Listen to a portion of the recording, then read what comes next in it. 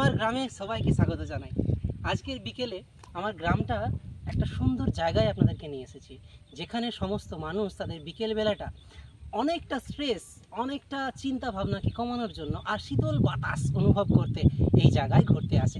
দেখুন আপনারা এই জায়গাটা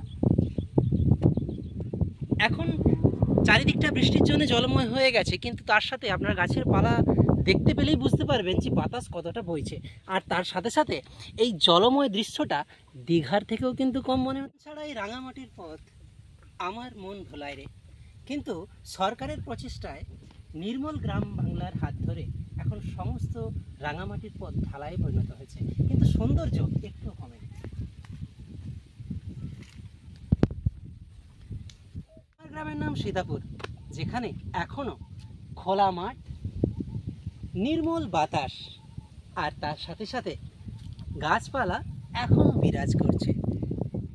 এই পয়েন্টে আমরা যে দাঁড়িয়ে আছি, এটাকে আমাদের গ্রামের মিডিল পয়েন্ট বা সেন্টার পয়েন্ট বলা যেতে পারে। আসলে আমাদের গ্রামের ভৌগোলিক অবস্থানটা গোলাকার, তাহলে এই পয়েন্ট থেকে আমরা আমাদের গ্রামটা দেখতে চাইলে পুরোটাই এক লহমায় দেখতে পারি।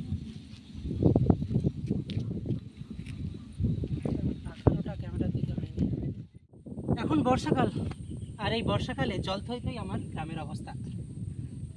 আজকে থেকে আমার গ্রামকে আমার চোখ দিয়ে আপনারা দেখবেন। শুরু করলাম আমার গ্রামকে চেনা আমার চোখ দিয়ে। আমার গ্রামের বিভিন্ন সৌন্দর্য, প্রাকৃতিক সৌন্দর্য, বিভিন্ন তথ্য, বিভিন্ন জায়গার তথ্য আপনাদের কাছে তুলে ধরবো।